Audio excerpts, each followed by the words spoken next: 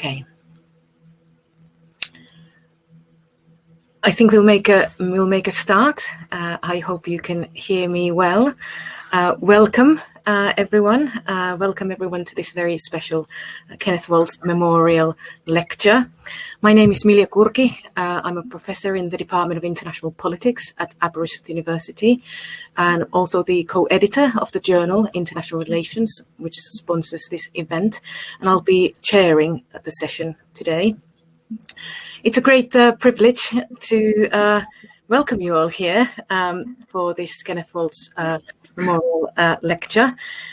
It is the 10th year of the Kenneth Waltz lecture series this year, but this is the first time that we are running this event fully online, which means that we can also have with us today a whole number of visitors, guests, friends, staff, colleagues from all around the world. So welcome not only to our Aberystwyth alumni, staff, students, but also to our friends from around the world. I hope you will have an enjoyable evening, morning, day, afternoon with us, depending on where you are joining us from. A few practical notices from me at the start. First, just to note that we will be running this event in the medium of English language. There will not be simultaneous Welsh translation in this particular event. Note also that the interaction today will happen through the chat function. So we will receive your questions, comments through the chat function, and we will ask any questions you wish to post today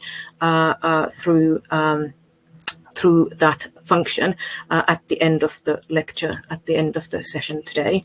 Please also note that this lecture will be and is being recorded and will be available online to the YouTube channel of the International Politics Department sometime later on in the future. If you wish to tweet about the event, I hear that the hashtag Waltz 2021 is being used, so you're most welcome to use that. So with those practicalities out of the way, what I'd like to do is move to introductions. And instead of introducing our speaker, I will actually first introduce the introducer of the speaker, that is Dr. Will Bain. He's the co-editor of the journal International Relations with me. And because of our fully online modality today, we're able to also bring him to you from Singapore. So we'll introduce our speaker today. Will, the floor is yours. Thanks, Milja. Good evening to everyone and welcome to this year's Kenneth Waltz Memorial Lecture. As Milja said, my name is Will Bain and I am with her Editor-in-Chief of International Relations. The Waltz Lecture was established following an historic international conference held in Aberystwyth in 2008. Anyone who is familiar with the history of the discipline will know the work of Kenneth Waltz. Disciples and critics alike recognize the importance of his classic books, which continue to inspire admiration and disagreement. The conference honored his immense contribution to the discipline, reflecting on his thinking about war and security, states and structures, power and influence, and so much else. It's clear, though, that love his work or loathe it, and there are certainly plenty in both camps, Kenneth Waltz cannot be ignored. He shaped the discipline for over 5 decades, and though he died in 2013 at the age of 88, he remains a reference point in the field. Kenneth Waltz was also a great friend of the Department of International Politics, and he was appointed an honorary professor during the 2008 conference. This pleased him greatly, and in the ensuing years, he was very supportive of the department's work and that of several PhD students. The Kenneth Waltz Lecture is sponsored by the journal International Relations and is generously supported by Sage, our publisher. I would like to give a special vote of thanks to Rosie McCann, our editor at Sage, and I also want to recognize and thank the David Davis Memorial Institute, the Department of International Politics, and Aberystwyth University for their support of the journal and this event. The aim of the Kenneth Waltz Lecture is to engage themes and problems that were of interest to him in contemporary international politics. And given the state of the world, there is certainly plenty to choose from. Barry Buzan delivered the first Waltz Lecture in 2011. Since then, we have had the privilege of hosting a distinguished group of scholars, among them Cynthia Enlow, Chris Coker, Jeremy Black, Mick Cox, and Beatrice Finn. Our speaker tonight joins this illustrious group. Jan Selby is Professor of Politics and International Relations at the University of Sheffield. He is the author of 4 books and numerous journal articles and book chapters. He is a leading scholar of the politics of climate change, water, and energy, and he has written extensively on the security implications of climate change and water politics, especially in the context of Israel-Palestine and Syria. His research also engages questions of militarism, peace building, development, and global governance. Professor Selby's lecture this evening will address one of the critical problems of our time, climate change. Indeed, I can think of nothing more timely with the approaching COP26 conference, which in a couple of weeks' time will bring various parties together to advance the goals of the Paris Agreement and the UN Framework Convention on Climate Change. Reflecting the importance of this conference, tonight's lecture is entitled International Inter-Carbonic Relations. So without wanting to delay proceedings any further, I would like to extend a very warm welcome to Professor Jan Selby. Thank you very much, Will, and also Amelia, and all the team at Aberystwyth and the Journal International Relations who've made this event possible. Thanks for your kind words, but also, of course, for giving me the opportunity to give this lecture. It's a real honour, a real privilege.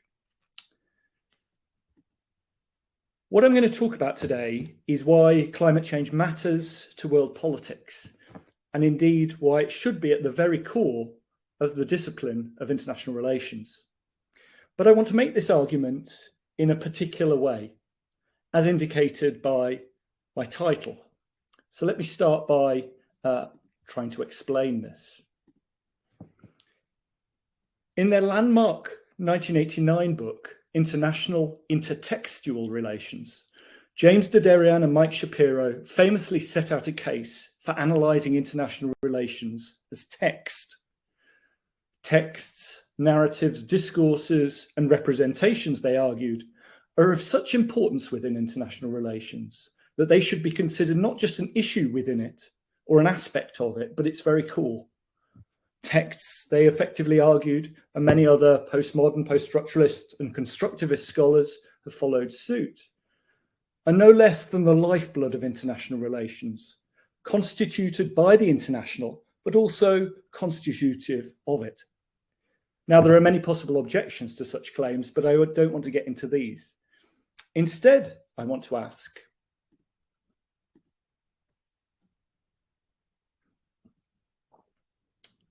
if international relations can be theorized as intertextual, as Dederian, Shapiro, and others contend, then why not also, or perhaps better, as intercarbonic, that is, as pertaining to the circulation of carbon? And what I want to argue is that international relations can be approached in this way. Carbon and international relations, I will argue, have been mutually constitutive ever since the dawn of modernity, and will remain so well into the future as the global economy's dependency on fossil carbon continues unabated and the planet inexorably heats up.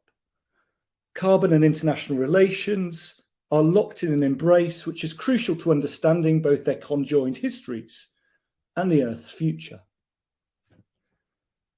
Why bother making this case?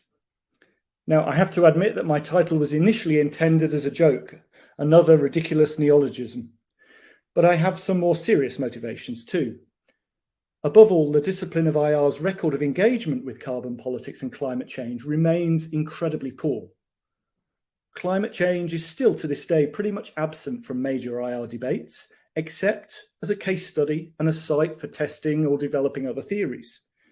I've been to major IR conferences where there hasn't been a single paper on climate change or a single title that refers to oil, gas, coal, fossil fuels, or energy.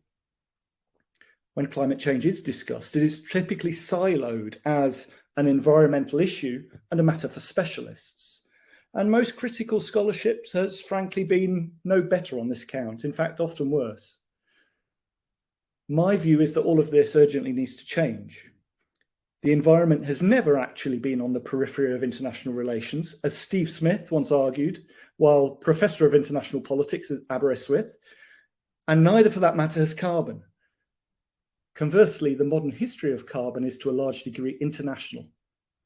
I'd like to see this being more fully taken on board across IR and not being left to environmental or energy politics specialists. I'd like to see many, many more undergraduate MA and PhD students take up the challenge of exploring the nexus of climate change, carbon, and the international. And I want to try to persuade you that this is not just normatively, politically vital, but can be intellectually exciting too. My comments are going to be in 4 parts: on the origins of modern international relations, on the relationship between fossil fuels and our global capitalist world order, on climate change and its consequences, and last, on the likely consequences of decarbonisation. Through all of this, I'll be considering carbon in its 3 main material manifestations, as represented here: as hydrocarbons buried under and extracted from the Earth's surface, as carbon dioxide and also methane circulating in the atmosphere, and as carbohydrates embedded in trees. Though I should add, I'll also consider how these material manifestations of carbon have figured in myth, imagination, narrative, and ideology. And 3 final introductory qualifiers before I get going.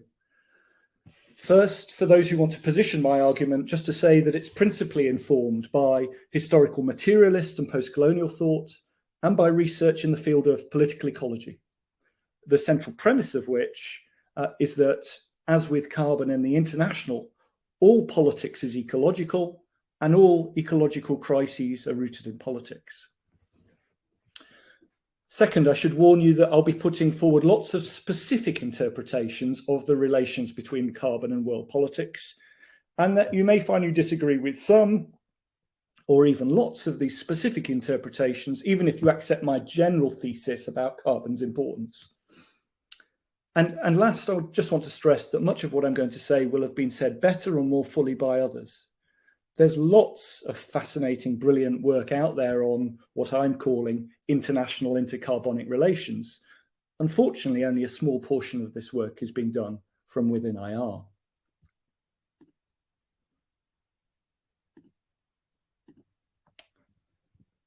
Let me begin in 1492, the year which, to my mind, should be considered the year zero of modernity and modern international relations. In 1492, Columbus landed in the Bahamas and shortly afterwards Hispaniola, setting in motion a great restructuring of the balance of humanity and paving the way for the creation of a European-dominated world order. In 1491, as many as 1/5 of all people were living in the Americas, more than in Europe, and Central America was the most densely populated region on Earth. Within 130 years of first contact, however, a cocktail of old world maladies, among them smallpox, influenza, diphtheria, measles, and on top of all these guns, had slashed the Americas' population, probably by over 85%. Top right, you'll see the estimates of this given in a recent review. Obliterating the Americas' civilizations and leaving an artificially created blank slate for European settlement. In turn, the plundering of New World riches and opening up of America's various frontiers jump-started Europe's own economic revolution, furnishing the land, commodities, and indirectly the capital needed for industrial, financial, and military innovation and expansion.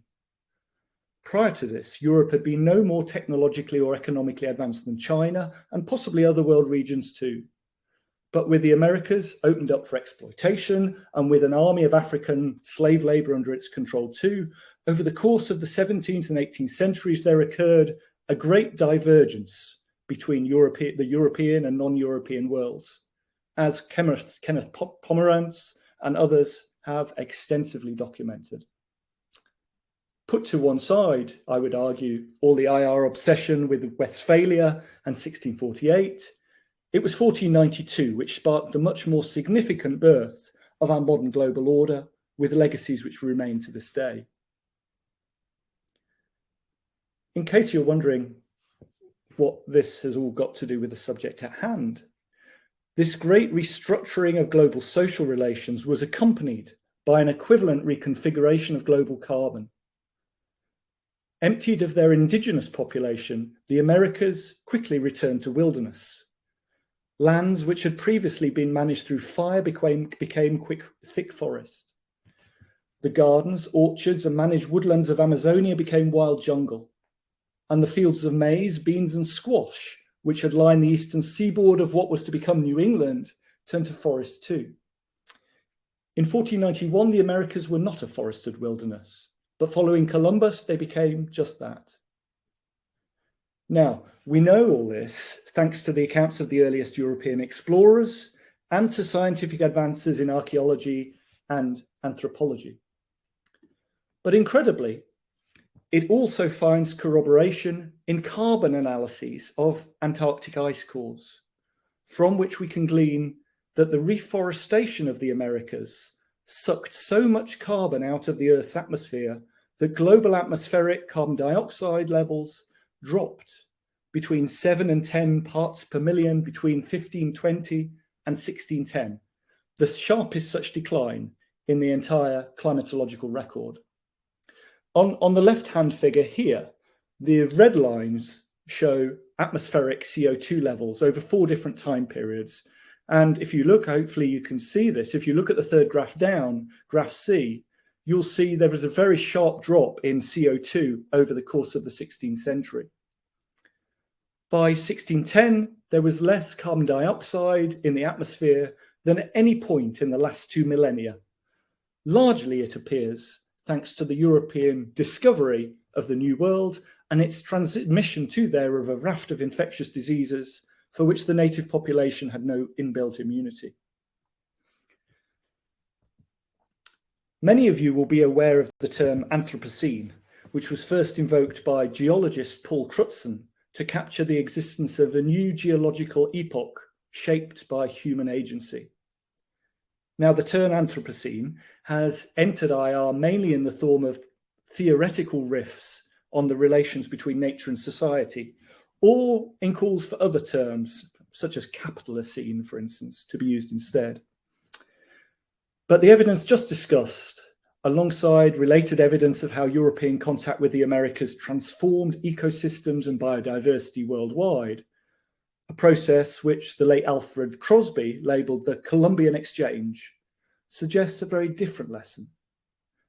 According to the most influential recent interpretation of the Anthropocene, developed by earth scientists Simon Lewis and Mark Maslin, the Anthropocene itself should be dated from what they call the 1610 Orbis spike, the historical moment when global atmospheric CO2 levels dropped to their lowest level on record as a result of New World reforestation, before beginning their long ascent to today's era of global heating. Contact with the Americas, Lewis and Maslin argue, led to, quote, a clear and permanent geological change in the Earth system, and, more than any other juncture, meets the established scientific criteria for demarcating the Anthropocene as a new geological epoch. Put differently, what this suggests is that 1492 not only inaugurated modern international relations, from 1492, international relations became a geological force. What better reason, I would suggest, could there be for adopting 1492 as the year when modernity and modern international relations began.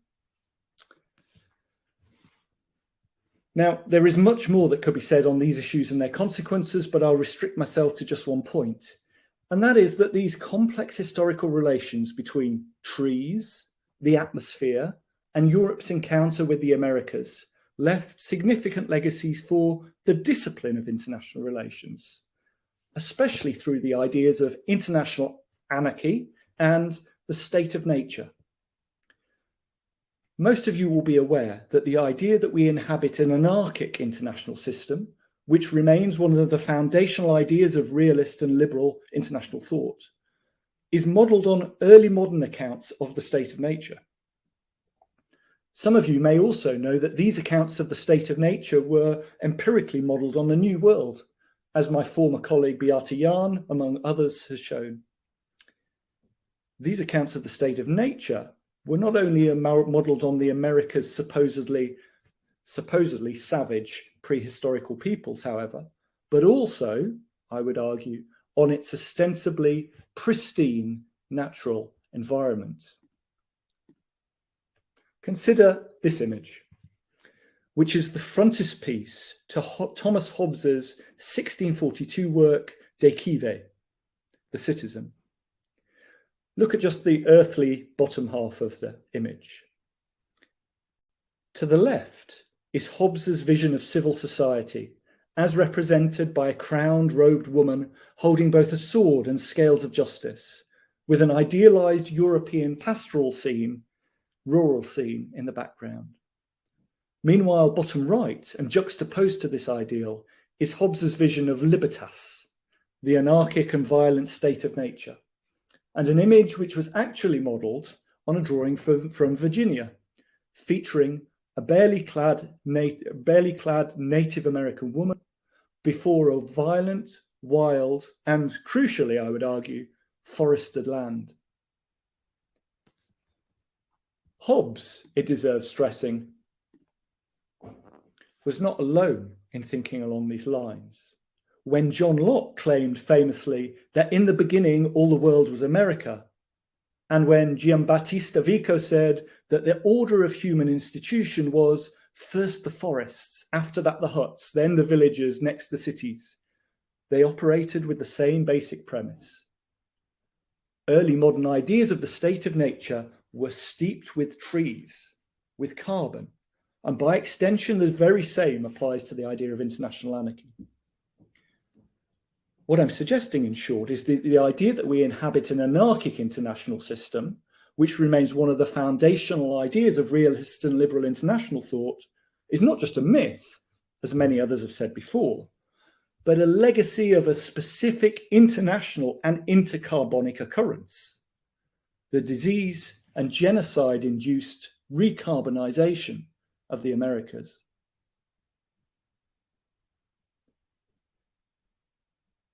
If we fast forward to the period since the 1830s, we find that modern international relations is steeped with carbon in many deeper senses too. For since the 1830s, which was the decade when Britain, the first industrial capitalist society, essentially transitioned to coal, human social existence has been utterly transformed by the exploitation of fossilized carbon, fossil fuels. And international relations has been transformed with it. In many ways, but here I want to identify just four. First and most obviously, fossil fuels have enabled a continuous and at times exponential increase in global energy consumption, in turn enabling a near continuous expansion of economic activity. This slide illustrates this, showing the extent to which first coal and more recently also oil and gas have come to dominate global energy consumption, as well as the extent to which energy consumption has gone through the roof since 1945. Crucially, such an increase in energy use could not have occurred without fossil fuels. At the time, all other potential energy sources had, and basically still have, their limitations. Woodland was quickly overexploited and took decades to regenerate. Britain's woodlands had all but been destroyed by the time the Industrial Revolution came along. Wind and water were unreliable, hostage to the vagaries of the weather. Animal and human labour were unreliable too, with a tendency to go on strike and limited by the facts of metabolism and the availability of food. None of these energy sources could have sustained an industrial capitalist world order with near continuous economic growth. By contrast, the exploitation of coal, oil and gas, the mining and burning of what effectively are millions of years worth of buried sunshine, provided access to seemingly unlimited stocks of energy, making an industrial capitalist world order and near continuous growth possible. While coal did not cause the Industrial Revolution, this revolution could not have been sustained without it. In turn, though at the risk of belabouring the obvious, everything from our modern systems of production, trade and consumption to our modern modes of warfare are indebted to the energy provided by fossil fuels. Secondly, the same exploitation and mobilization of fossil fuels has transformed the nature of social time and social space. Pre-1830, most mechanical and industrial activity took place in particular places and at particular times, defined by the availability of energy, simply because these non-fossil energy sources were too heavy to transport over long distances and of fluctuating availability. This slide, thus, Britain's early cotton mills, like Arkwright's mill at Cromford, shown in the top left, were mostly located along fast-flowing rivers and streams and had to stop operating when it hadn't rained enough. Iron smelting, equally, mostly followed abundant woodland.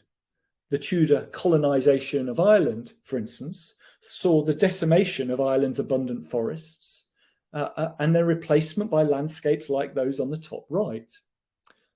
Partly this was done for timber exports to Britain, but also to feed iron production that had been transferred there from Britain to take advantage of the fact that it had forests. But coal was different, and oil and gas are even more so. Hypermobile energy resources, fossil fuels enable machine-based economic activity to take place almost anywhere, and 24 hours a day, 265 days a year without halt. They allow production to be relocated and concentrated where labour is most abundantly and cheaply available, especially in cities. They have enabled, to an unprecedented degree, humankind to destroy and transcend local environmental constraints. To give just one example, the use of diesel-powered pumps to abstract groundwater has enabled an incredible expansion of irrigated agriculture in semi-arid and desert land, where cultivation would otherwise barely be possible, most extremely in Saudi Arabia, illustrated at bottom left. To an unprecedented degree, fossil fuels have also liberated economic activity from the weather. They have arguably been a condition of possibility for the creation of what geographer Henri Lefebvre called modern abstract space, in which the Earth and its territories are understood as homogeneous, empty spaces to be commodified and filled. Only fossil fuels could have grounded the production of abstract space, claims Andreas Malm. And fossil fuels have, of course, provided the fuel for rail, road and shipping systems that have compressed and annihilated time and space worldwide. Everything, I would argue, from globalization to modern IR conceptions of territoriality, reek of the impacts of fossil fuels in transforming time and space. Third, fossil fuels have had huge, though somewhat contradictory, impacts on patterns of political organisation and social struggle. British industrialists turned away from water power to coal and steam from the 1830s because the latter, coal and steam, made it easier to discipline labour. As Malm has shown, British capital needed fossil fuels. And yet at the same time, the working conditions of coal miners, working on the seam far underground, well away from their bosses, created degrees of autonomy and collectivity which were formative in the development of modern trade unionism and the extension of the democratic franchise. As Tim Mitchell has argued, the forms of mass representative democracy that emerged during the late 19th century can thus be considered coal-powered carbon democracies. In turn, the mid-20th century transition to oil was, as Mitchell has also argued, actively promoted as a way of curbing labour militancy in Europe. Globally, the astronomical revenues deriving from oil have fed elite enrichment and corruption. Top right is just one small example of this. Within poor post-colonial producer states, oil revenues have fed authoritarianism and militarism, what are often, if somewhat problematically, referred to as rentier state dynamics. Meanwhile, fossil fuels have had profound ideological consequences too. Contemporary neoliberal ideas of freedom and choice arguably find their primary material manifestation in the oil-powered automobile. Coal, oil, and of course cars are close to the heart of modern conceptions of masculinity and the nuclear family. It is not by accident that in 2019, the US Department of Energy could describe fossil fuels as molecules of freedom. Lastly, on the difference that fossil fuels have made. Since the mid-19th century, fossil fuels have always been central to patterns of hegemony, empire, and geopolitical power. Britain's industrialization and rise to global preeminence, of course, had many causes, but it would not have been possible without coal. The coal-powered steamship was, perhaps more than any other innovation, what made the 19th century age of European imperialism and the partition of Africa possible, allowing colonists to penetrate deep into continental interiors and vanquish natives just in time for tea. Consider this slide, this image of the Battle of Omdurman, the image to the left, the steamship, and the battle alongside it, alongside Churchill's account of it. As summarised here, this is from Churchill's accounts, but summarised by Sven Lindqvist. I attacked the bully. This is Churchill's account. I attacked the bully beef and cool drink with concentrated attention. Everyone was in the highest spirits and the best of tempers. It was like a race luncheon before the derby. Is there really going to be a battle? Churchill asks. In an hour or two, replies the general. Churchill thought it a good moment to live and set about his meal. Of course we should win. Of course we should mow them down. Which, in case you're not aware what happened at Omdurman, is what transpired. More broadly, a need for cooling stations was a recurring thread of European, I should have said coaling stations, not cooling stations. A need for coaling stations was a recurring thread of European colonial strategy. Illustratively, the first new colony acquired by Britain under Queen Victoria was Aden, acquired to serve as a refueling station on the way to India. Simultaneously, Britain repressed fossil fuel development in its colonies, stymieing in indigenous oil development in Burma, for instance, as well as the steamship industry in India, as Amitav Ghosh emphasizes in his book, The Great Derangement. And if we fast forward to post-1945, we find similarly. Oil became the linchpin of US dollar hegemony. The Middle East became, from 1970, one of the three main theatres for US military power and violence.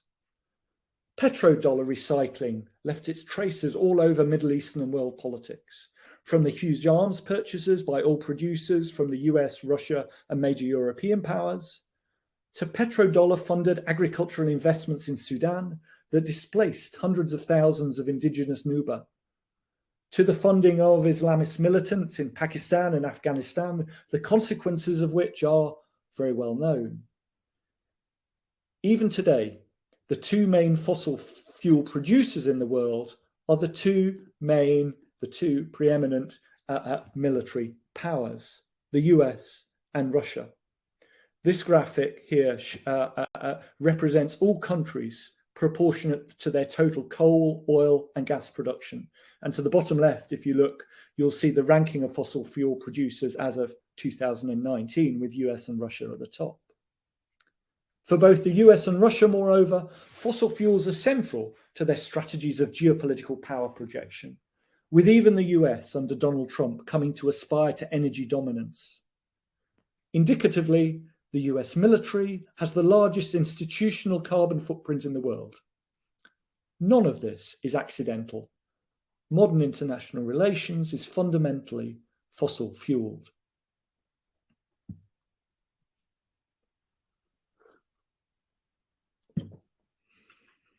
I will return to the implications of all this in a minute, but before that, I want to turn to climate change. For thanks to the ceaseless and still increasing burning of fossil fuels, or more accurately, to the increase in consumption patterns which are dependent on the burning of fossil fuels, the Earth's atmosphere has changed fundamentally. The carbon dioxide content of our atmosphere has increased by 50% from pre-industrial levels. The graphs on the left both show this, the top one showing over the past 10,000 years, the bottom left one over the period since 1700.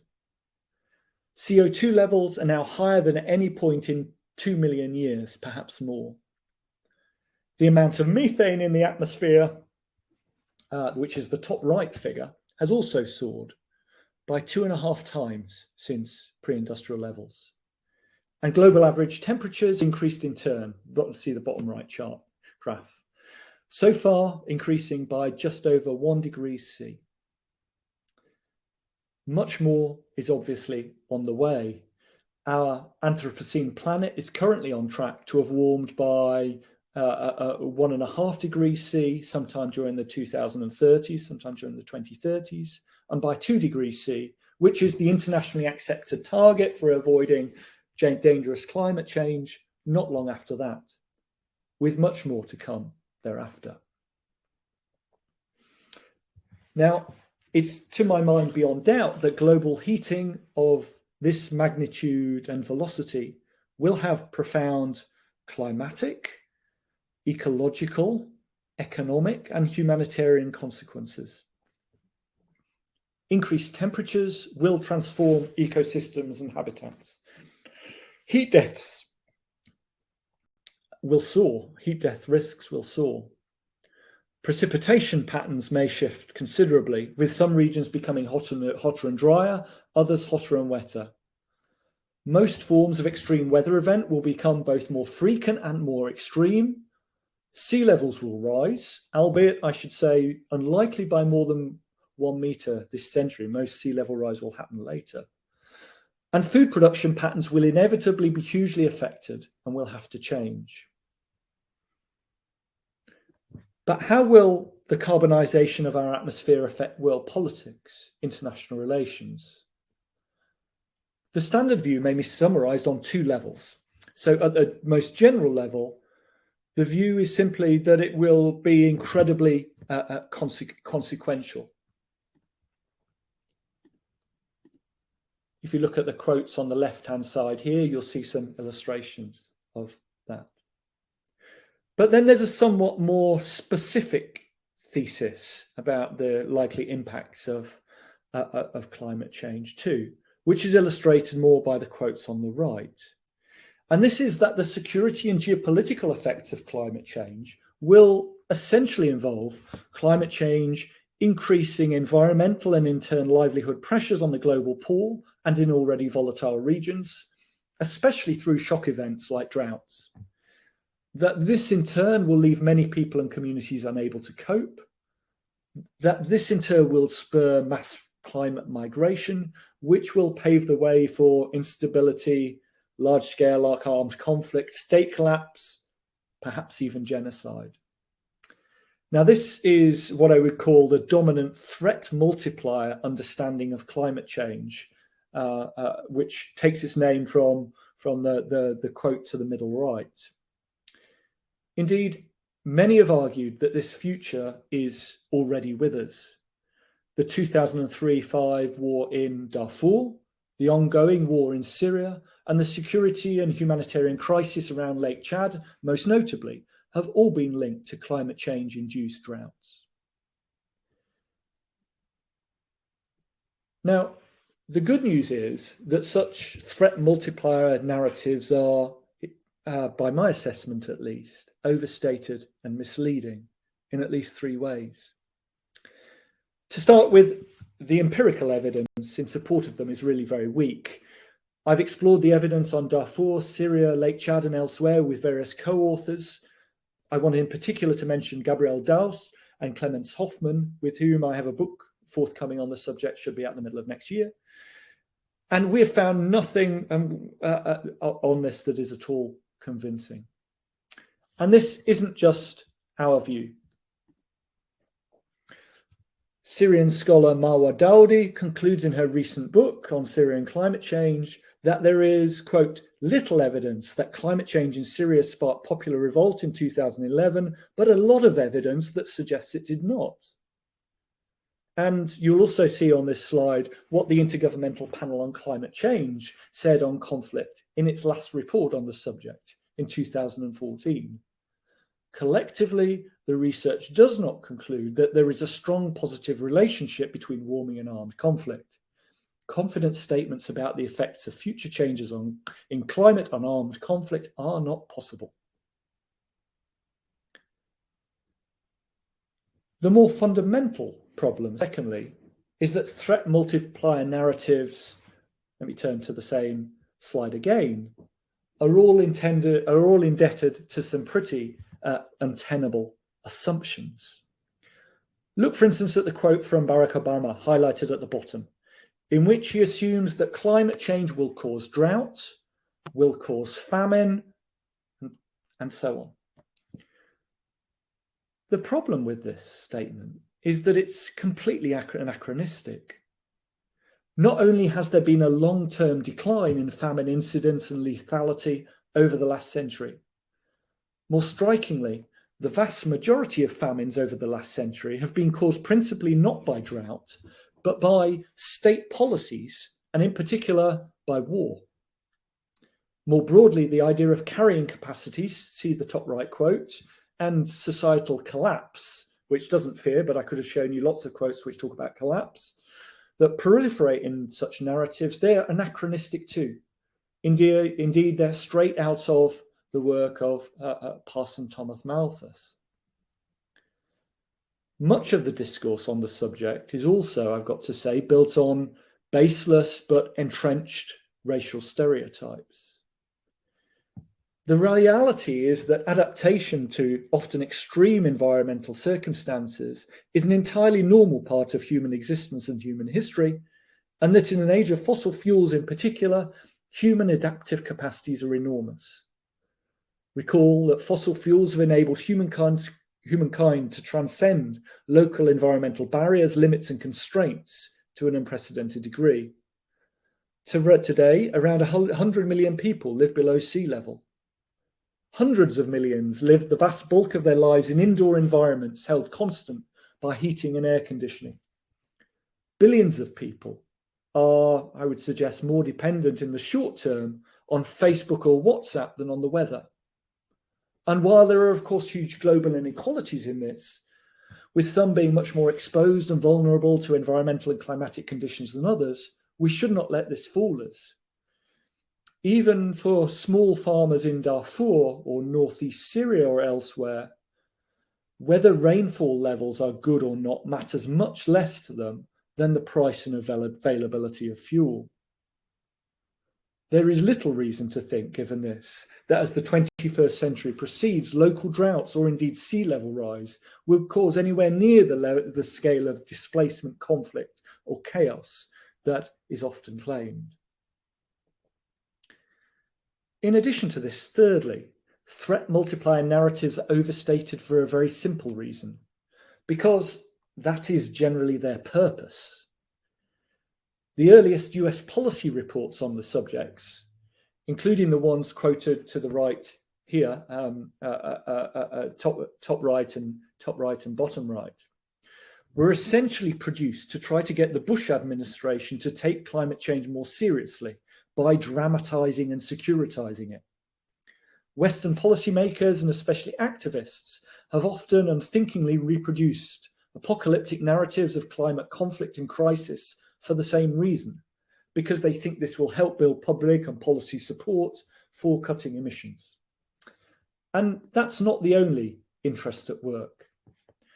The idea that the Syrian civil war was partly sparked by climate change had its roots initially in the Assad regime, which was keen to blame climate change and drought for woes of its own making. And it was only from there that it became espoused by the idea that climate change had played a role in the Syrian civil war. It was only from there that it was taken up by everyone from Prince Charles and Barack Obama to Naomi Klein and even Charlotte Church. And this particular example is not atypical. In every case that I and my co-authors have examined, what we found is climate conflict narratives being mobilized and reproduced without much evidence, and instead for basically political reasons. The good news is that there is little reason to think that climate change and environmentally induced conflict or collapse are on the way soon. But how then will climate change affect coming patterns of conflict, instability, security, and international relations, if at all? Now, in answering this, the main things I would emphasize are that we need to move away both from thinking of climate change in exclusively environmental terms, and we also need to think beyond the global south. Climate change related environmental transformations will of course affect livelihoods and amplify certain insecurities in the global south. But climate change is likely to have lots of other effects too, especially in the far northern latitudes of Eurasia and North America. New frontier spaces opened up by actual or projected temperature rises are likely to feed speculative booms relating to agricultural development, resource extraction, international shipping lanes, and military interests. Across the Arctic region in particular, both indigenous land expropriation and militarization are likely to follow. Across the world, large-scale climate adaptation initiatives, megadams like the one shown top left, seawalls, flood protection infrastructures, land grabs, as illustrated at bottom left, and so on, are likely to generate widespread local displacement, forced relocations, social tensions, and potentially violence. There is, in fact, lots of emerging evidence of this already. And mitigation initiatives, in which land is set aside for reforestation, biofuels production, wind turbines, solar panels, lithium production. The top right image, I should say, is of lithium mining in Bolivia, which has already had some very significant political consequences, may have similar effects. Overall, the anticipated threat of climate change is likely to become both a key motor of capitalist development and part of the discursive armory of the powerful, with exploitation, exclusion, and immiseration inevitably in tow. I'll give you just one specific example from recent work by Kasia Paprocki on southern coastal Bangladesh, illustrated here in the bottom right. This research has found that in response to apocalyptic representations of the region of southern coastal Bangladesh as about to be swallowed up by the sea and become uninhabitable, which is untrue in the short to medium term, farmers are intentionally flooding their lands and turning from rice agriculture to swimp aquaculture, an adaptation which is simultaneously ecologically devastating and itself contributing to livelihood destruction and rural outmigration as local demand for labour plummets. It is in examples like this, I would suggest, rather than in projections of people being displaced and compelled to fight by environmental forces alone, where lies the more accurate picture of how the carbonisation of the Earth's atmosphere matters for patterns of conflict, security, power, and indeed international relations.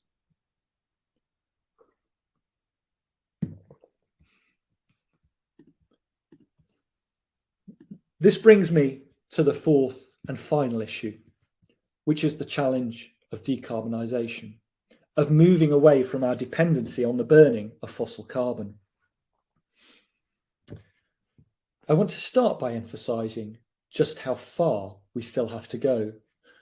Global carbon emissions continue to rise, as already discussed. 26 years of UN process have not reversed this. Global emissions have been rising fast in 2021, rebounding after the disruption of last year. Even supposed world leaders in cutting emissions are for the most part doing much less well than they typically claim. The UK, for instance, has cut its domestic emissions by 44% since 1990. And on this basis, it regularly proclaims itself a world leader on climate change. But the picture is in reality much more mixed.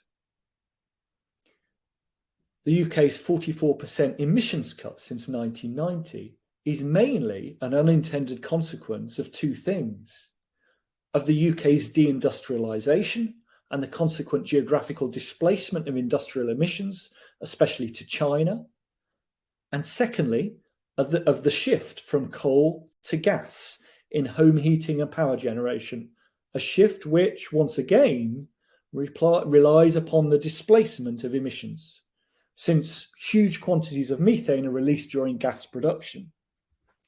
When imports are factored in, that is, when we consider the UK's overall carbon footprint or consumption emissions, the picture looks very different.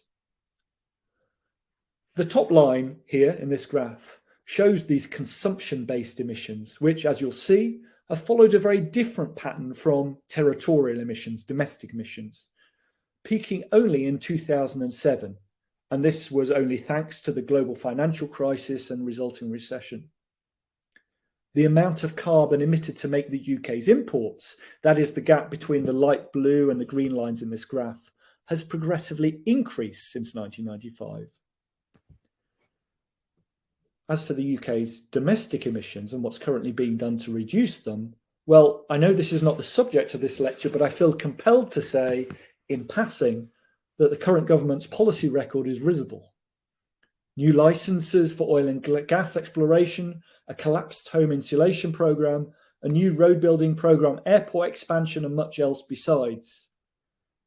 As an aside, my hometown, which happens to be the constituency town of our billionaire Chancellor of the Exchequer, Rishi Sunak, has not a single public electric vehicle charging point. That's how far the UK still has to go in moving away from fossil fuels. But let me get back to the matter at hand. Why has progress been so slow in moving away from fossil fuels? Well, there are obviously many factors, not least the extent of our dependency on them and the unique spatio-temporal and other problem characteristics of climate change. Many of the key factors are clearly international and clearly to do with politics and power. The existence of a multiplicity of states creates standard free rider problems, making states reluctant to take unilateral or radical action. The fact that these states are all capitalist, all competing with one another to maximise their rates of economic growth, makes them doubly cautious about taking steps that might do themselves harm. On top of this,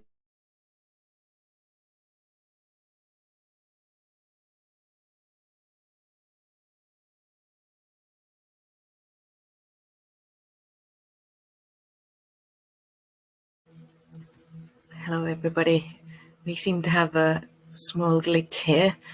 Jan is back with us now.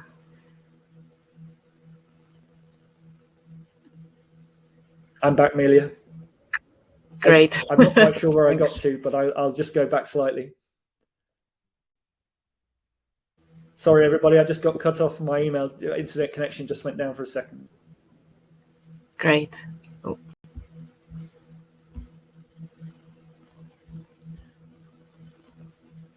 On top of all this, North-South inequalities have always been and remain a huge issue within climate policy, leading to persistent arguments about the balance of responsibilities and about who should foot the bill. In addition, US-China competition and the absence of a single hegemonic state are clearly factors.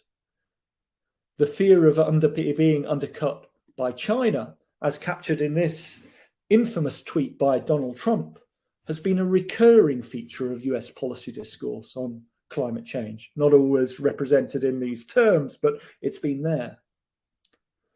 The fact that the opening up of China and concern with climate change have coincided, have occurred at the same time, has also created a situation, as indicated by my comments on the UK, where policymakers have been able to hide behind sending their emissions offshore.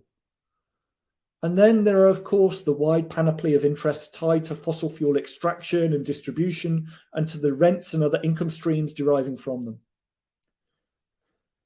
Reflecting all this, the current international climate regime is exceedingly weak and was designed that way. This international regime, the high point of which was, of course, the Paris Agreement of 2015, is an almost entirely voluntarist one, in which there are no obligations on individual state parties other than they must report their national emissions reduction plans at 5 yearly intervals. The hope is that this reporting and communication system and the power of example that it creates will be enough to incentivize states into being ever more ambitious in their emissions reduction pledges and policies. The hope is that this, combined with technological breakthroughs, economies of scale in renewables and decreases in the cost of renewable energy sources, will be enough to limit climate change to 2 degrees or even 1.5 degrees C. The hope, essentially, is that technological developments and market mechanisms, combined with only the loosest of international policy frameworks, will lead to an energy transition. And, unless some magic means of capturing carbon appears, will lead to fossil fuels being left semi-automatically in the ground. Now, I will return to whether this is realistic or not in a moment, but I first want to stress that even if it is realistic, even if this plan is realistic, the international consequences will be profound. Imagine a world of 2050, a mere 29 years away, in which there has been a successful transition away from fossil fuels. I say 2050, for this is a year for which most countries have committed to being carbon neutral by. In this imaginary world, oil, gas, and to a lesser extent coal producer states would have seen their revenues from fossil fuels plummet and possibly disappear altogether. Here's one selection for you of key fossil fuel producer states, showing the extent of their dependency. Without the income from fossil fuels, some of the poorest of the world's post-colonial states, the likes of South Sudan, Nigeria, Iraq, Ecuador, would have had the basic foundations of their political economies and system of rule pulled away. Russia, which in 2013, as shown here, received 70% of its export income from fuel exports, would have witnessed the same. Middle and high-income states from Venezuela to Norway the same. In addition, in a carbon-neutral world, the US-dominated global financial system, which remains tied to petrodollars, would inevitably have been transformed. Warfare would arguably too, unless militaries were somehow exempt from having to decarbonize, or energy sources were developed that replicated the advantages of fossil fuels. The whole world would have become much more dependent on electricity, which would either mean the creation of vast continental electricity networks and a new degree of global infrastructural interdependency, or much more local and uncertain forms of provision, or possibly a combination of both. If we're to follow Jeff Mann and Joel Wainwright, there may even have been a transformation of the political itself and the establishment of a single planetary sovereign, a climate leviathan. While I have doubts about this, I think the changes associated with decarbonisation would undoubtedly be profound. And that is all without considering the possibility, which is a very strong possibility in my view, that decarbonisation will not proceed smoothly at all. My reasoning here is simple, that fossil fuels are not simply a commodity that can be replaced and substituted by other energy sources, as economic models imagine them to be, but instead are a source of social and political power. And that this means, by extension, that the coming transition will necessarily be political and conflictual. Already, social attitudes to climate change and carbon are deeply fractured along lines of nation, race, gender, class, generation, and party. In the US, the issue of climate change is more politically polarizing than abortion. While even in relatively green Norway, conservative parliamentarians still talk, as they did up into the run-up to the recent election, about wanting the country to continue drilling for oil and gas for the next 300 years. And these various social as well as international divisions will inevitably grow as pressures mount to reduce and then halt fossil fuel production, plus as the effects of climate change become more tangible and extreme. There will likely, in my view, be an intensification of the politics of blockadia, as Naomi Klein labelled it. A continuing rise in conservative, paramilitary and eco-fascist violence against environmental defenders. A rise in fossil fuel nationalism amongst both major powers and post-colonial producer states, and quite possibly a rise of revolutionary and counter-revolutionary movements and regimes motivated centrally by the question of carbon. It is also more than possible, I would suggest, that deepening international antagonisms, especially between the US, China, and Russia, might set decarbonisation efforts seriously off track. It is more than possible that fossil fuels will not just stay in the ground automatically as a result of market mechanisms, but will require some form of international regime to keep them there, including international policing of it. And I would add, it seems odd on that decarbonisation efforts will have to extend way, way beyond 2050. While this is obviously a frightening prospect, I should also, if I may dare, and this you may be glad to know is my closing point, be a source of hope.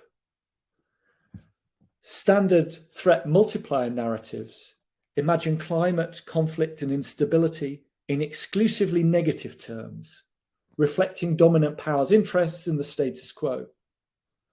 However, the reality to my mind is that addressing climate change and decarbonising the global economy will not be achieved without conflict. That is, will not be achieved without political upheaval, protest, and struggle. To the left here is an image of the storming of Hambach coal mine in Germany.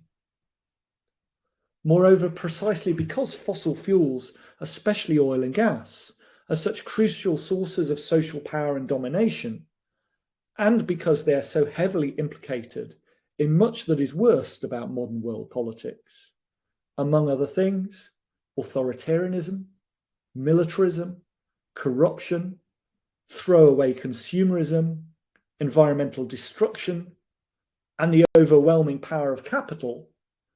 Because of all this, the challenge of decarbonisation carries with it incredible progressive and socially transformative potential.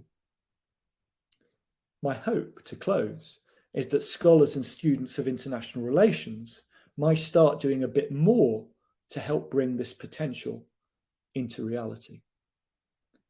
Thank you very much.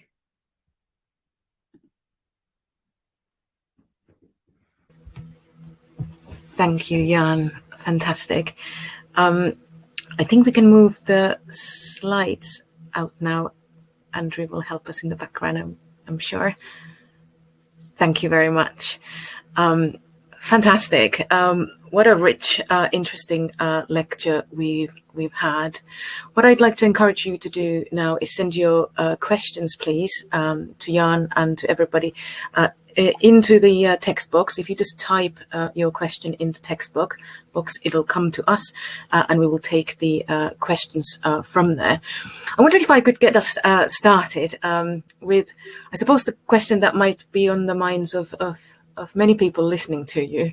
We hear a lot from the UK government about the keenness of Boris Johnson's government to unite the world at this COP that is coming up. And yet your assessment has been sobering on many accounts. I wondered if you could give us a sense of, from your perspective, what do you expect from the coming COP26 conference, and how do you read its role in, not necessarily in climate politics, but may I suggest it, in international politics, as I read you, as I hear you in the last hour? Okay, yeah, thanks ever so much, Amelia. Where to start?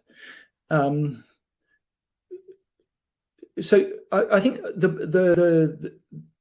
the most important thing to understand about the Paris framework is that it's a framework. It's very much a vessel that can potentially carry lots of different things. It is, as I emphasize, the Paris Agreement was one in which states didn't commit to, this group of states have got to reduce their emissions by this set amount by such year and so on. There was no set schedules. It created a reporting and communication mechanism. That's what it did. So, and then that leaves the content of that open to be filled.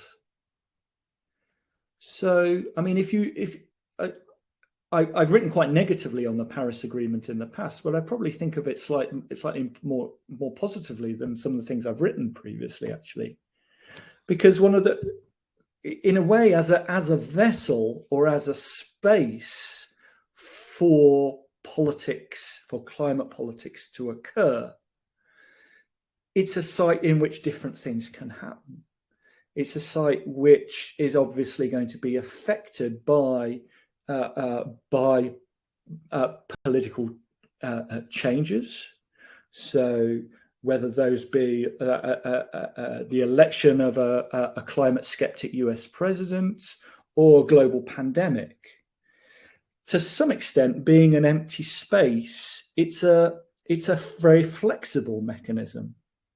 It was partly designed in the way it was in order to be US proof.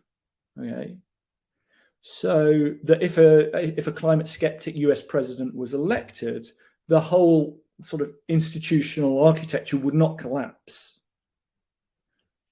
It wasn't dependent upon it.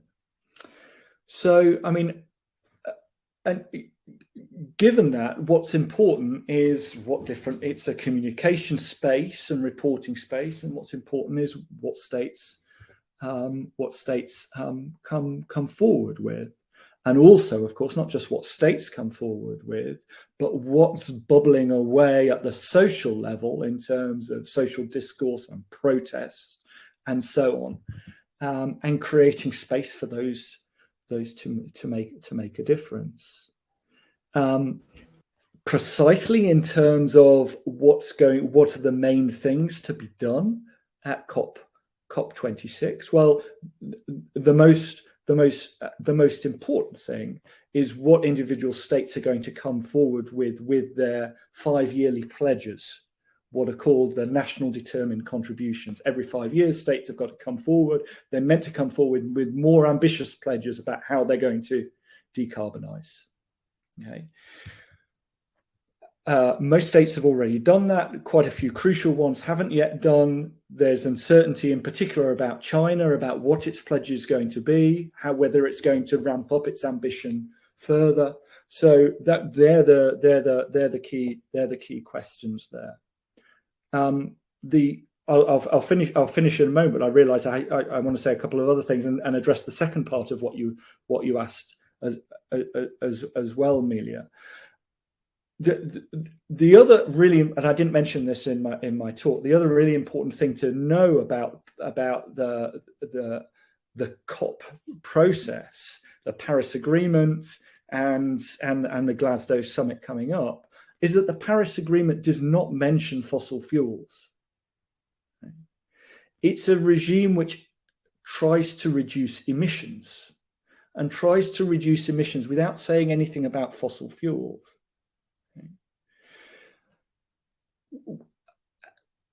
So my comments about there potentially at some point in the future, the question of how fossil fuels are going to be kept in the ground and whether another regime will be needed for that, that's well off into the future. The hope within this regime is that that will to some extent happen automatically by virtue of reducing emissions. One of the things which is interesting, though, both within public debate and also at the policy level, is that there is, over the last few years, there has been much more focus on the need to talk about fossil fuels directly and how to keep them in the ground. So all kinds of initiatives, a lot of focus on fossil fuel subsidies. So there's a lot more talk about fossil fuel subsidies and the need to take action on those. So there may be some developments in that sphere around Glasgow. And also there's been a lot of talk about methane. There's been a lot more talk about methane than there has previously. And the reason why that is important from my perspective is that most methane, or a very large chunk of methane which is emitted, comes from oil and gas production. And the question of methane is starting to turn attention to how to regulate oil and gas production. So there are various developments which are happening which are important, but lots that is still open, and I think a long way further there to go. I won't quite address, there's probably other questions coming in, so I won't address the second bit of your question. I've talked enough in answer to one's question. If that's okay, Amelia. That's great. Thank you. Thank you. Let's go to the next question. Many who study the politics of climate change would share the understanding you present here. Why do you think the discipline of international relations has been unable to see the significance in this way?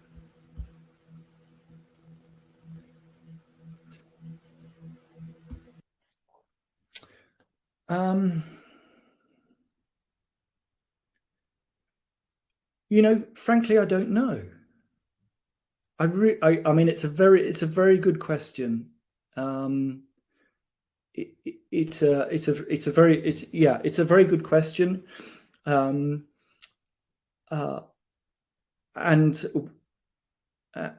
one that I will have to think about, that I will need to think about more. I mean, I have to say that I've often been quite taken aback by the reactions that I've had from within international relations to some of the things that I've worked on, especially, I've got to say, from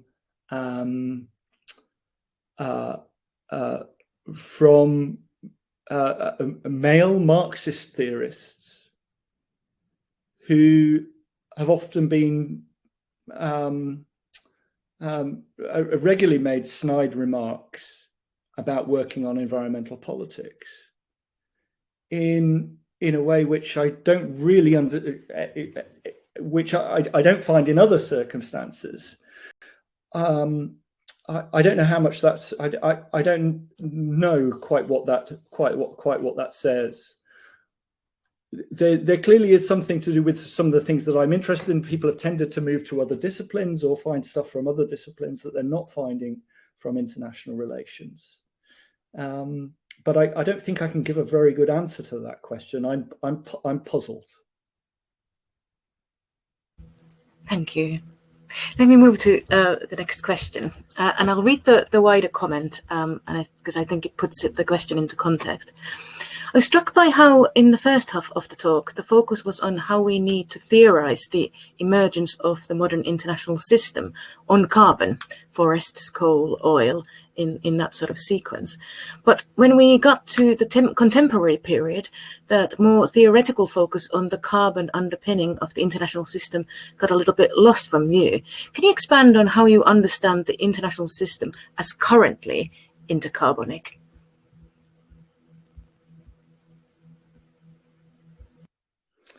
So, I mean, I think the answer to that question would depend on what we mean by the international system. And I've quite purposefully not started off by defining what I mean by the international relations or the international system.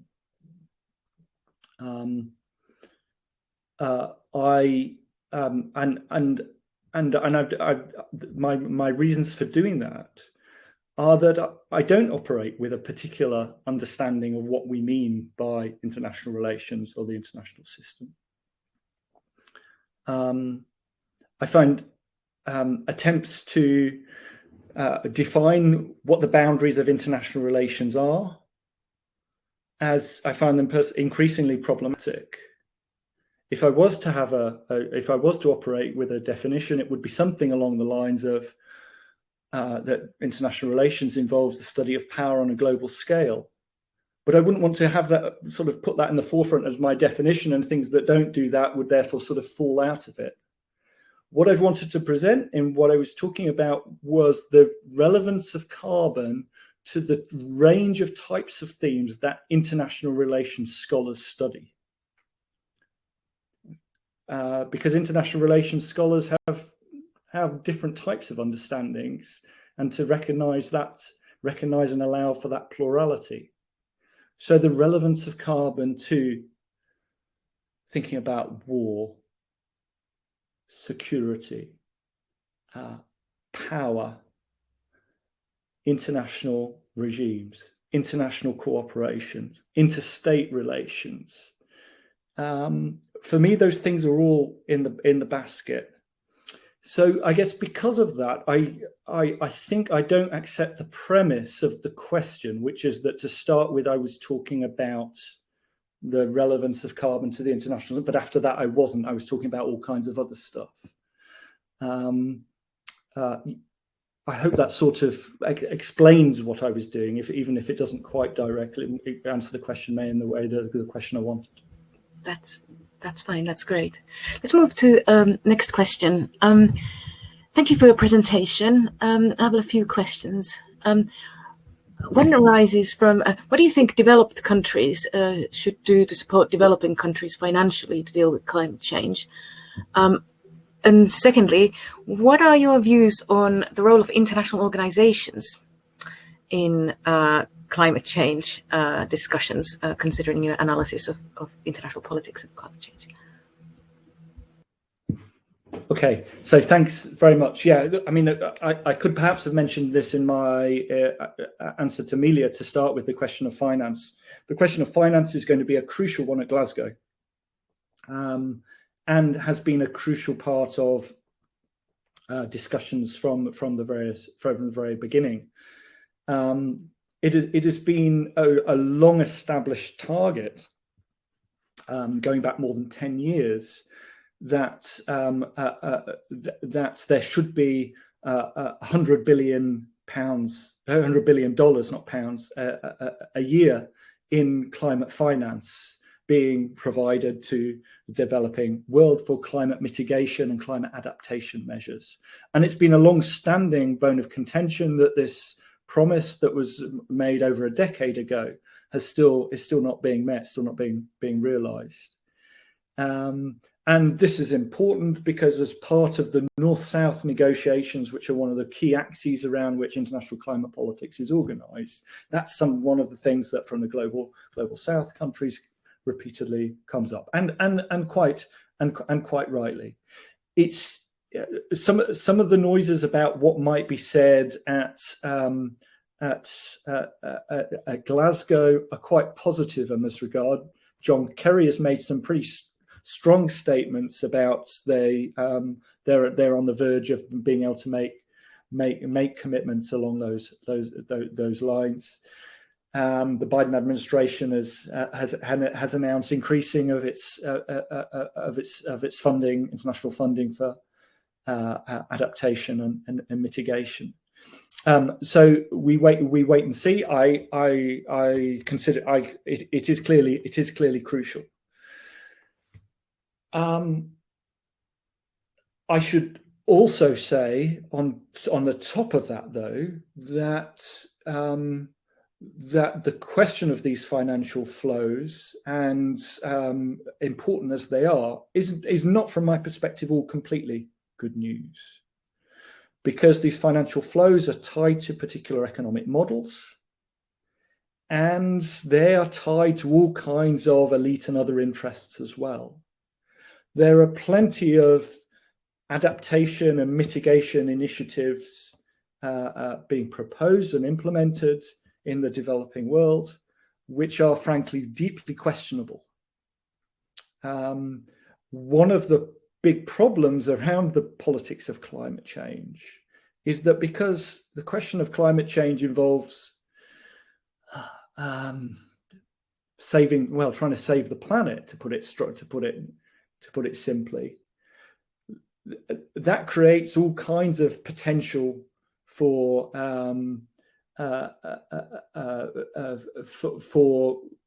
things to be done on the back of that which aren't necessarily benign. And climate finance has got a very dark side to it as well. On the role of international organizations, I don't really know what to say on that in general terms. I mean, international organizations have got their very, very different and specific roles in relation to engaging with climate change, on both on the mitigation side and on the adaptation side, and in relation to funding.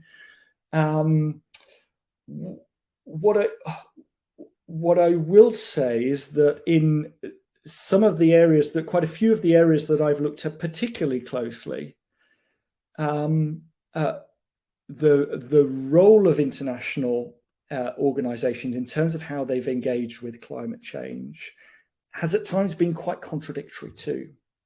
So one of the things that you find with international organizations is that they're having to in their mandates, they're having to prioritize climate change. And as a result of that, one of the things they're often doing is reframing some of their things they're doing through a sort of climate lens, and also often interpreting some of the problems that they come across as caused by climate change, and then chucking climate finance to them and so on.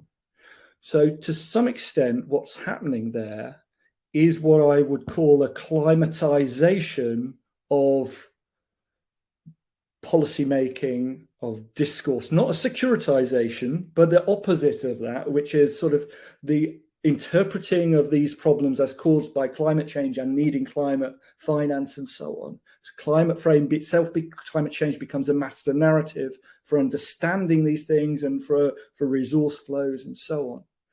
And that can have quite contradictory consequences.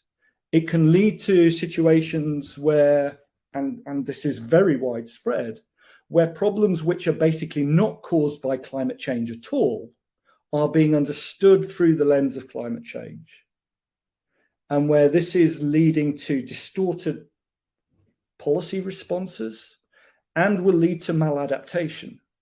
So, for instance, in an example that I know well, and I'll just give it briefly, and then we can take some more questions. But in an example, a case I know especially well, Israel-Palestine, where the Palestinian water problems are basically caused by the Israeli occupation. International organizations and donors are increasingly viewing them as caused by climate change, right? And it's pretty obvious that can have some pretty negative consequences. There's much more to be said on this theme, but I think that's one of the dominant things which I see in lots of different contexts. Thank you. Very important responses. Let's go to the next question, which is different but interesting and also quite direct and difficult all at the same time. What does a transition to zero carbon look like for states like Iran, Russia, and Saudi Arabia? Thanks very much for the question. I mean, honestly, I have no idea. And the imaginary scenario that I put forward is one which is which is incredibly difficult to imagine, which is far-fetched. But it's not just me that has no idea. I mean, very far from it. When I've discussed these issues with policymakers, let's say UK policymakers in the Foreign Office or in DFID for FCDO as it is now, a very large number of whom were thinking about climate change in the run-up to COP26, and I've had lots of discussions with them over the course of the past year. I've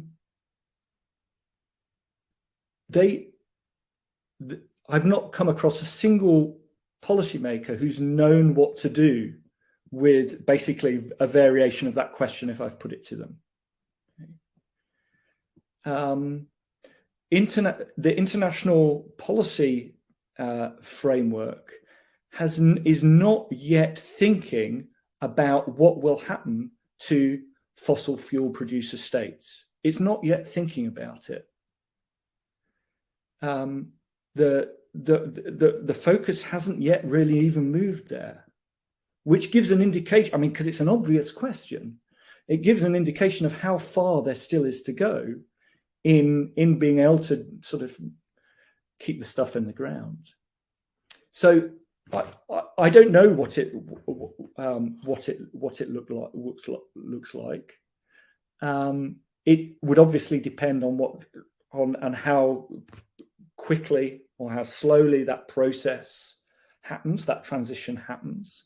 It would depend on the level of support that they receive, and international support they receive, and clearly on lots of other things. But if we're talking about a state where 70, 80, 90% of its revenues from external revenues come from the sale of fossil fuels, clearly we're talking about absolutely huge consequences, even if, of course, a lot of those revenues don't reach ordinary people because a lot of them will go straight back to Western banks or to other sources.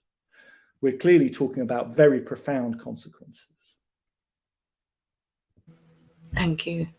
We are fast running out of time and we have lots of questions here, but the good news is that we of course are able to also look at these questions afterwards and so on. But I will take just two questions, if I may, and ping them in your direction.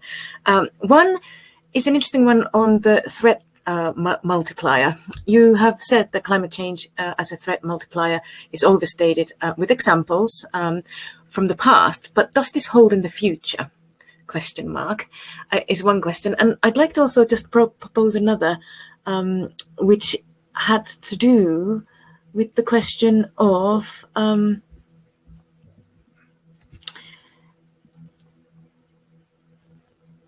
okay, is there anything that makes the international level special, or is it the case that these days politics just generally is driven by carbon? So is there no more a theory of international politics, but only carbon politics? So those are my last simple, not at all simple, but hopefully challenging questions from the floor.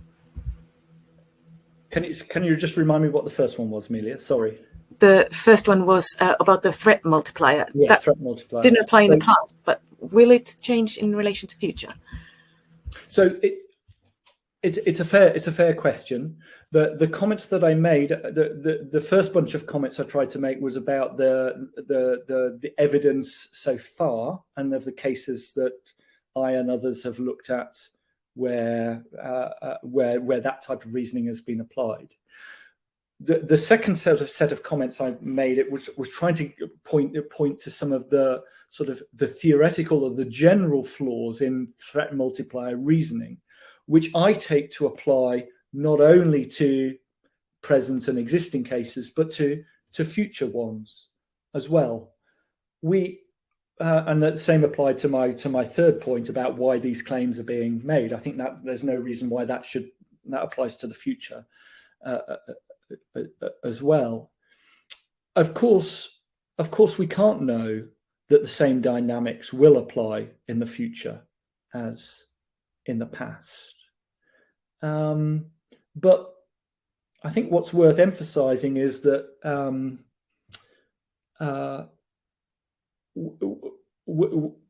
we shouldn't think the opposite either. One of the things that's one of the features of this discourse, actually, of threat multiplier and Malthusian discourse about climate-caused generated conflict. One of the features that you often find, and somebody who's written on this in particular is Betsy Hartman, who's written very lucidly on this, is that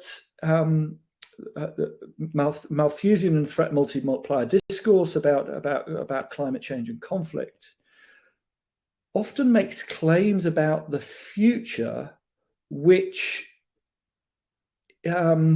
would not be applied to the present or the past, and is often comfortable making claims in which sort of quite basic political economy analysis and principles, which if you're analyzing of like a present day society, then that will be made, but then that gets completely stripped away in relation to claims about the future. So some quite outlandish claims on some quite dodgy theoretical premises are allowed to continue as statements about the future. And that seems to me to be a very a quite problematic maneuver, and it seems to be much more reasonable and sensible to expect some of the same dynamics as one sees today, as have developed historically through to today, to continue into the future. Which isn't to say they don't change, but that the idea that somehow sort of Malthusian dynamics of the way population interacts with the environment that haven't applied for 200 years are suddenly going to start applying again because climate gets a bit warmer. That seems to me a completely outlandish idea. Yeah. Thank you. That's helpful. And I'm sorry we have run a little bit over time, but I cannot resist in repeating this final question because it's very Waltzian, it seems to me. It takes us back to in a sense, the Kenneth Waltz nature of this lecture. So the question was, is there no more theory of international politics, but only carbon politics? Well, I certainly wouldn't say there is only carbon politics. Nothing that I certainly didn't mean to imply in what I've said that everything is just all and only about carbon. The type of analysis that I've wanted to give is one in which explores the intersection between carbon and other dimensions of politics, an intersectional analysis in which the international features alongside race and gender and various other things and carbon. So I would say that carbon and the ecology and the socio-ecology are always there within politics. But I certainly wouldn't say there is only carbon politics or there's only ecological politics. As for whether there is still an international in a Waltzian sense, I don't think there was ever just an international in the Waltzian sense, but that's a theoretical difference. To come back to how my comment about international relations and the international system and how I define international relations in what I'm saying, I certainly don't operate in what I said with a Waltzian understanding of the international system as having a structure and a form which is very different from that of the domestic realm. I do think, however, that the international, including, in some of the ways that you've talked about in your work, Melia, if I might bring that in, the existence of a multiplicity of states is a key feature of international relations and a key underpinning of many of the dynamics that I've talked about in talking about the links to carbon. I'll finish there. Thank you very much.